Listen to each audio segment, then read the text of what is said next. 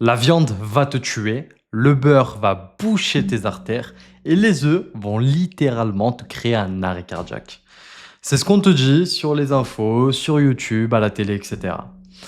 Et justement, là dans cette vidéo, on va parler donc de... Parce qu'en fait, si tu veux, j'ai vu un reportage, enfin une vidéo plutôt, sur YouTube là, il y a quelques jours, il y a 2 3 jours. C'était justement une fille, tu vois, qui parlait, je crois que c'est Amorti ou je sais même plus comment elle s'appelle. Je vais essayer de te le retrouver parce qu'en vrai, c'est intéressant. C'est en fait, elle montre comme quoi, sur YouTube, maintenant, on va dire même à la télé, euh, il y a trop d'infos et tout se contredit. Les gens qui te parlent de carnivore, les gens qui te parlent justement de diète cétogène, les gens qui te parlent d'être vegan, etc. Tu vois. Et merde, elle est où la vidéo? Je vais te montrer comme ça, tu pourras aller la regarder toi-même. Voilà. L'effroyable manipulation de notre époque. Tac. Ami Story, tu vois? Voilà, je sais pas si ça va si voilà, on s'en fout et même justement j'apparais dedans à un moment donné, en mode réel puisque elle parle par exemple des épinards, comme quoi justement il y a des gens qui disent que, bah, c'est bon, c'est blindé en fer et cetera et d'autres qui disent comme moi que justement, dedans il y a des oxalates donc ce n'est pas forcément bon pour toi, que justement ça va plus te rendre malade que t'aider, te donner justement des minéraux et des nutriments comme du fer. Donc voilà. Et en fait, toute la vidéo tourne autour de ça. Toute la vidéo tourne autour des bons nutriments, des bonnes choses tout simplement à manger et des choses justement qui vont t'empoisonner. Et en fait, si tu veux, il y a tellement d'informations que tu ne sais pas quoi faire. Et en fait, la conclusion, elle est là. La conclusion, elle est qu'il y a tellement d'études, il y a tellement de données, il y a tellement d'avis qui se contredisent que tu ne sais pas quoi faire. Ok? Et en fait, c'est ça le truc, c'est qu'il y a des études. Tu vas tomber sur des études qui vont tout te dire. Qui vont chaque étude, par exemple, tu as un sujet, imaginons justement la viande rouge. Comme quoi la viande rouge, c'est mauvais pour la santé, ça va te rendre malade, ça va tout simplement augmenter tes risques cardiovasculaires, etc. C'est le mensonge qu'on nous vend depuis 10, 20, 30, 40, 50 ans. Et ça, le pire, c'est qu'en fait, actuellement, justement, c'est connu, c'est avec l'histoire Kellogg's, j'ai déjà fait des vidéos dessus. C'est passé justement aux infos, c'est passé en procès au niveau des jurys, etc.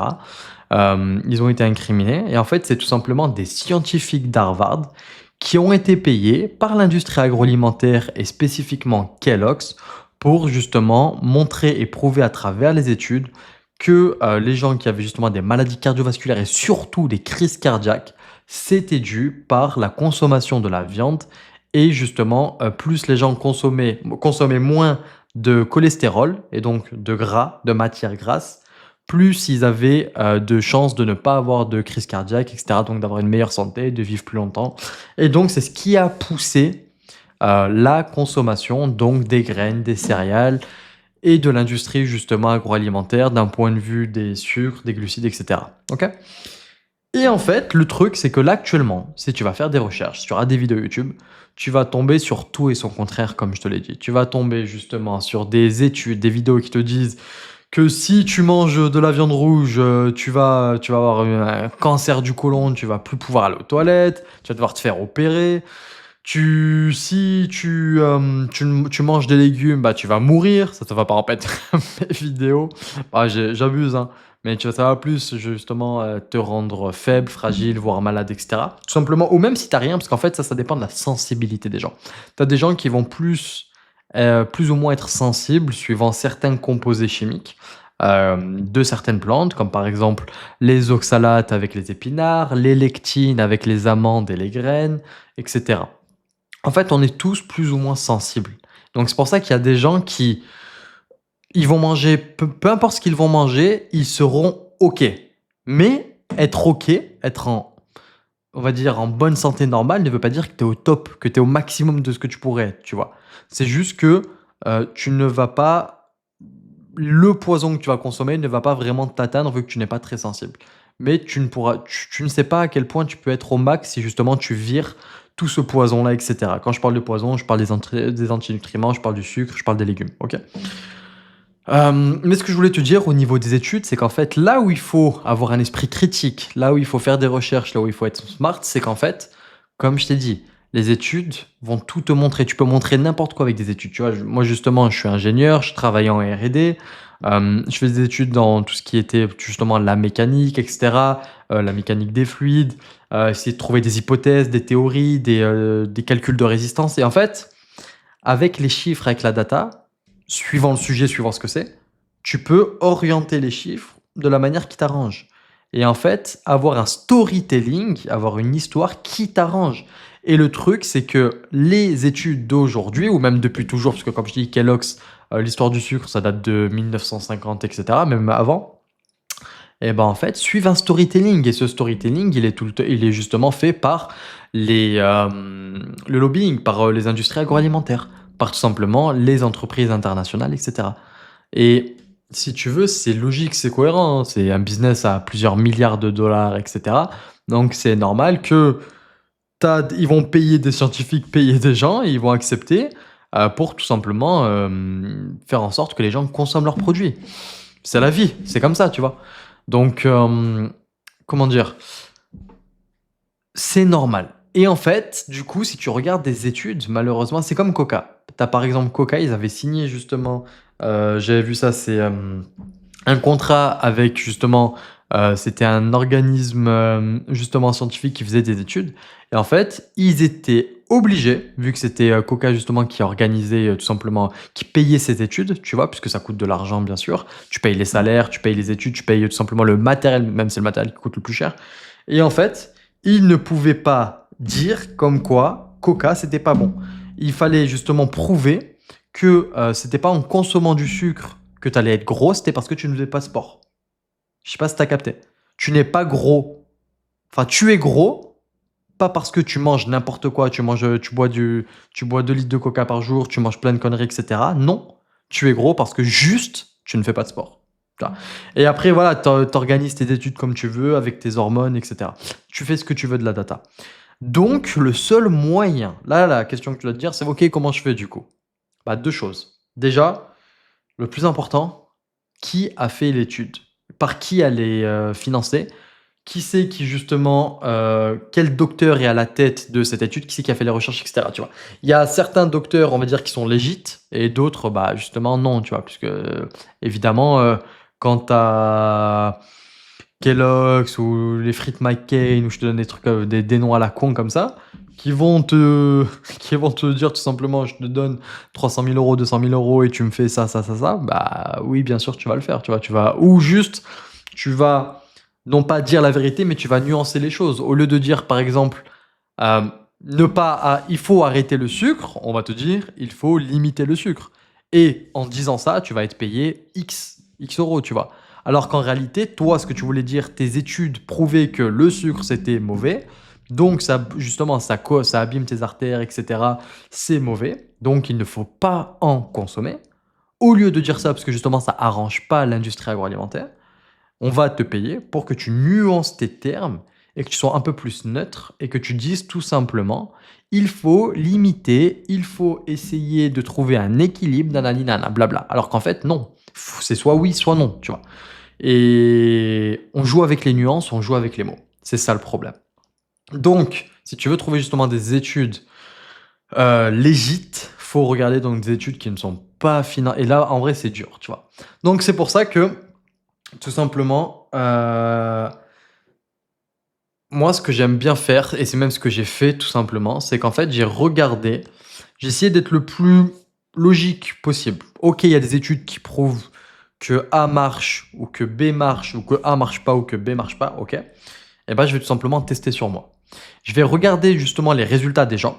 Donc, tu vois, c'est ce que j'ai fait. C'est comme ça que j'ai commencé justement même la diète cétogène, carnivore, etc. C'est que j'ai vu le résultat des gens. Je me suis dit, ok, étrange, bizarre, etc. Ça a attisé ma curiosité, tu vois. Ensuite, j'ai regardé des études.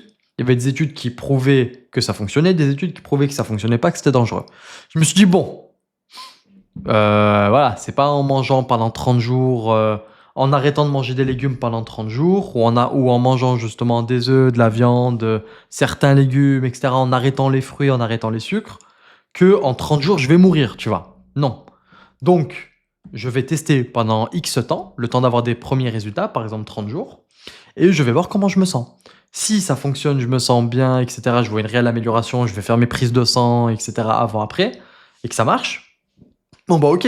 Ça veut dire que justement, ça fonctionne réellement, sachant que la science, la logique derrière, elle est présente, donc OK. Il y avait juste les études, certaines études qui montraient que ça pouvait être dangereux, que ça pouvait être pas bon. Bah, en fait, non. Et surtout que du coup, quand tu testes sur toi et que tu vois que tu te sens mieux et que surtout après, tu essayes d'être cohérent. Quand je dis tu essayes d'être cohérent, tu reviens, tu, tu prends du recul sur la chose. Par exemple, l'alimentation. Au final, l'alimentation, je veux dire, on est une espèce. On est l'espèce humaine, ok? Quand tu regardes, genre l'espèce humaine, c'est quoi? C'est des Homo sapiens, ok? Quand tu regardes des autres espèces animales, comme par exemple les lions ou on va dire des koalas, des gorilles, etc., peu importe, ils ont justement une certaine alimentation, ok? Ils ne mangent pas n'importe quoi. Ils ont une certaine alimentation. Par exemple, tu vois, t'as pas dans une espèce animale, t'as pas 2 espèces, par exemple, un lion qui va bouffer des légumes et un lion qui va bouffer de la viande. Ou un gorille qui va manger des bambous et des feuilles et des plantes, et un autre gorille qui va manger des koalas. Tu vois? Chaque espèce possède sa propre alimentation. Et personne leur a dit, il faut manger A, B, C. Non, c'est instinctif. Ça vient d'eux-mêmes. Et ça, comment ils le sentent, c'est bon, déjà, ok, c'est instinctif, etc. Et surtout que, bah, en fait, c'est l'évolution humaine. Enfin, pardon, l'évolution tout simplement animale. Ils, ils finissent par manger ce qui les rend le mieux, ce qui optimise tout simplement leur santé, ce qui fait que ils sont au maximum de leur capacité, de leur évolution, tu vois? Puisque tout simplement, si justement au début, quand tu as 2 espèces qui ne vont pas manger la même chose, ça va être celle qui mange quelque chose qui la rend la plus performante, la plus puissante, la plus forte, et cetera, qui va du coup réussir à chasser et qui va tout simplement dominer. C'est Darwin, tu vois? C'est tout simplement l'évolution humaine. L'évolution, naturelle, tu vois? Et donc, au final, il y a que nous, les êtres humains, qui avons 10 000 alimentations différentes. Alors que ça n'a pas de sens. Comme je t'ai dit, on est une seule espèce humaine, on devrait avoir tout simplement un seul type d'alimentation. Et quand on regarde, pareil, je vais parler des études. Quand tu regardes des études qui ont été faites sur tout simplement des peuples qui consomment une alimentation cétogène carnivore, cétogène carnivore, c'est quoi? Cétogène carnivore, ça va être une alimentation qui va principalement être dominante en lipides, en gras. Justement, 70 à 80% de lipides, de gras, en calories. Tu vois, imaginons tu manges 2000 calories, et bah sur ces 2000 calories, 80% des 2000 calories seront des lipides. C'est énorme, oui, je sais. Mais c'est parce qu'en fait, ces lipides vont être ta source d'énergie. Au lieu d'utiliser du sucre, tu vas utiliser des lipides. Ça va être ça. Et c'est ça justement qui va protéger donc. Parce qu'en fait, tes cellules, tes neurones, tes membranes, etc.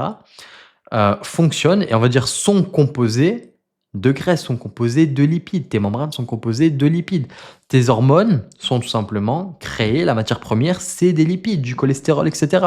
Certaines vitamines peuvent être, comme par exemple la vitamine K, etc., peuvent être transportées, la vitamine D, sont des vitamines liposolubles. Elles peuvent être transportées qu'à partir du gras. Et c'est en fait qu'avec ce gras-là, que tu vas fonctionner et être au top. Et c'est justement ce que ces études prouvent. Quand je te parle des peuples, je te parlais par exemple des peuples, ceux qui vivent en Antarctique, les Inuits. Eux, si tu regardes justement, tu vas chercher sur internet, etc., c'est ceux qui sont en meilleure santé. Pourquoi? Parce qu'ils mangent justement une alimentation très grasse. Ils mangent des poissons gras, des baleines, etc. Et en fait, c'est une alimentation qui va être principalement à 80% de lipides. Et c'est ceux, comme je dis, qui sont en meilleure santé. Ils n'ont pas de maladie. Ensuite, tu as des peuples africains justement qui se nourrissent principalement que de viande et de viande grasse. Et eux, pareil, ils sont justement ceux qui sont en meilleure santé. J'essaierai de te retrouver là des articles que je mettrai dans le montage ici, soit des vidéos à regarder, soit des articles. Et en fait, c'est ceux qui sont en meilleure santé. Et justement, en analysant tout simplement ce qu'ils mangent, eh ben, on en revient à une alimentation cétogène carnivore. Et c'est tout simplement naturel pour eux. Et même nous, avant tout simplement la révolution agroalimentaire, avant la révolution industrielle et l'histoire de Kellogg's, etc. Et ben c'est à ce moment-là justement qu'on avait une alimentation qui était principalement, qui avait une dominante graisseuse, qui avait une dominante au niveau des lipides, qui était justement cétogène carnivore, où du coup c'était principalement de la viande grasse, etc., des œufs, du beurre. Et même, si tu veux tout savoir, Kellogg's, j'en ai fait même justement une vidéo, le docteur Kellogg's, et ben en fait, il a créé tout simplement la céréale, qui est justement maintenant que tu retrouves voilà, dans tout simplement tes boîtes de céréales au petit déjeuner, etc., pour castrer les hommes. Parce qu'en fait, c'était quelqu'un qui était très croyant. Comme je t'ai dit, j'ai fait une vidéo sur ça, va la voir. Et même dans les années 1923, il a écrit un livre. En fait, tout ça a été documenté par lui-même. Si tu veux, à l'époque, il pensait les jeunes hommes avaient justement trop de désirs sexuels. Ils avaient trop de désirs sexuels et lui, c'était quelqu'un de très croyant. Et justement, il voulait baisser ça chez les hommes. Parce que voilà, pour lui, c'était pas bon, euh, qu'ils aient trop de désirs, etc. Pour lui, c'était le diable, tu vois. Et donc, il voulait tout simplement baisser leurs désirs. Et pour baisser leurs désirs, il a justement cultivé donc ces graines-là, ces céréales, et ça a marché. Les hommes, justement, avaient moins de désirs, avaient moins de testostérone, etc. Donc c'était ça sa grosse découverte. C'était qu'en fait, ça a été lui qui a tout simplement castré l'humanité. Et l'avantage justement de ces céréales, de ce qu'il donnait à manger, c'était que pour les gens, c'était bon. Et en fait, son frère, qui justement lui était plus commercial, eh ben, il a voulu monter ce business en vendant ses graines à la population entière parce que c'était bon. Et justement, il a vu un business évoluer dans ce domaine, alors que lui, l'autre frère, le docteur, celui qui a découvert ça, il voulait pas de base. C'était seulement pour ses patients. Mais au final, ils se sont embrouillés, ça s'est fait, et du coup, voilà pourquoi aujourd'hui, depuis 50 ans, même plus de 50 ans, la population elle est castrée. Les hommes ont beaucoup moins de testostérone. Même justement, ça a été montré, en 50 ans, la testostérone a été divisée par deux. Tu vois, c'est n'importe quoi, c'est énorme. Donc là, voilà, merci les hommes soja. Et donc tout ça pour te dire que ça a été vraiment à partir de cette révolution en agriculture, à partir des graines, parce qu'en fait, tout ce qui est graines, tout ce qui est céréales, donc riz, pâtes, etc., c'est beaucoup plus facile à conserver. Et donc ça coûte beaucoup moins cher. Et justement, tu peux stocker, tu peux tout simplement alimenter les gens. Et d'un point de vue business, c'est la meilleure solution. Alors que la viande, il faut justement la vendre directement. Tu vois, tu peux pas la conserver indéfiniment. Et donc, en fait, c'était vraiment d'un point de vue business que notre alimentation a évolué. Tu vois, c'était pas pour notre santé, ça a été vraiment pour. Et justement, et c'est pendant tout cet éclos de l'industrie agroalimentaire que tu as plein justement d'entreprises, des industries qui ont payé des scientifiques pour essayer de contourner un peu des études, contourner des chiffres pour faire en sorte que les gens prônent le fait d'arrêter de manger de la viande, des œufs, du beurre au petit déjeuner et mangent plutôt des céréales, des graines, etc. Ça vient de là. Ça vient littéralement de là. Alors que initialement, comme je te disais, vu qu'on est une espèce, on n'est qu'une seule espèce. Je vais voir si la caméra tourne toujours.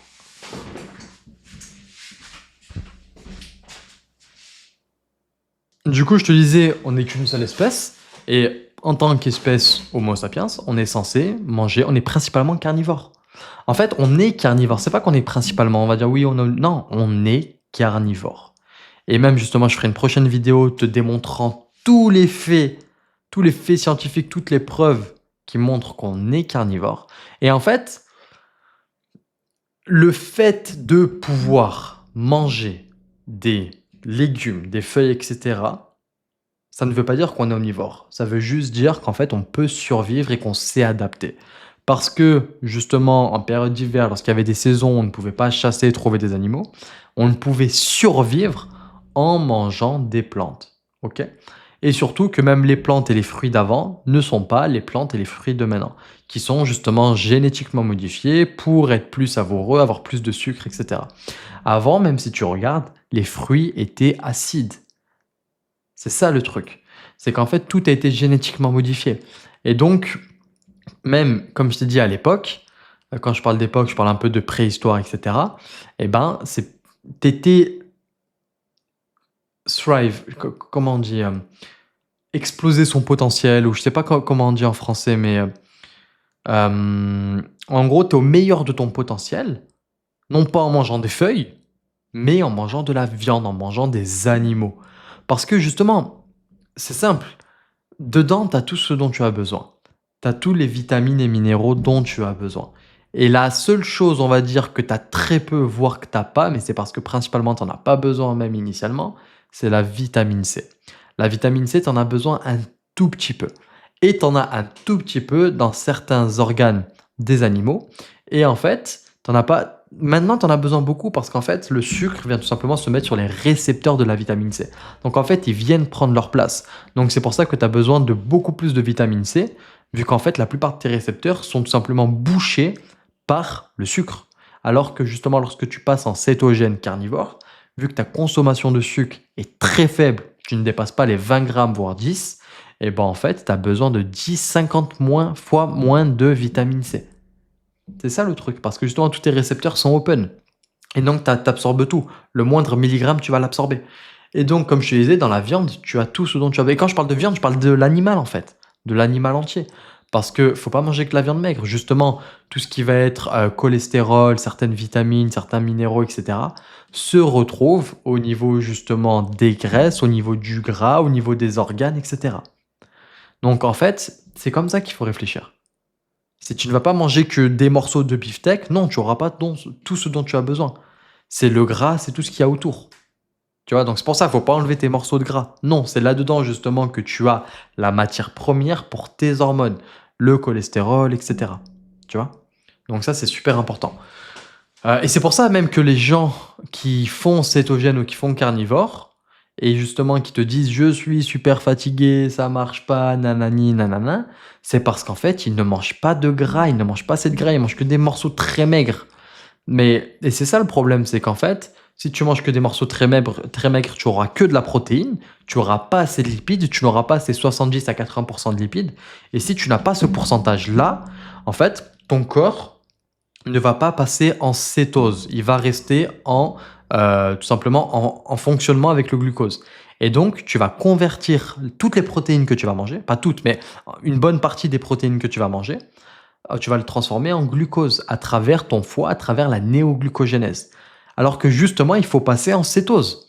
En cétose, ton corps va tout simplement utiliser donc les lipides que tu consommes, ça va passer dans ton foie et ça va se transformer en corps cétonique. Et ça va être ce carburant-là que ton corps va utiliser. Et c'est ce carburant-là qui va te donner tous les effets positifs niveau énergie, niveau clarté mentale, niveau justement clairvoyance, niveau énergie, niveau anti-inflammatoire, euh, niveau autophagie, etc.